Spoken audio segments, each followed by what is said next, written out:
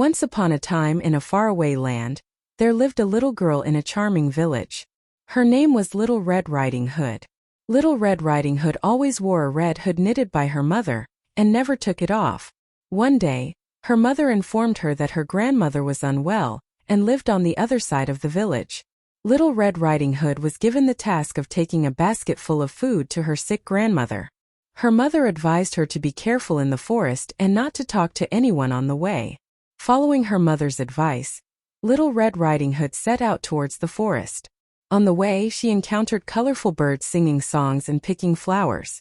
However, she refrained from talking to the birds for a long time, keeping her mother's words in mind.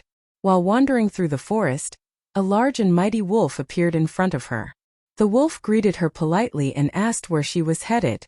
Little Red Riding Hood explained that she was taking food to her sick grandmother.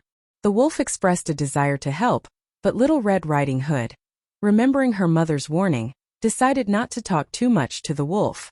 Eventually, when she reached her grandmother's house, she knocked on the door and entered. She found her grandmother in bed, gave her the food and spent some time chatting.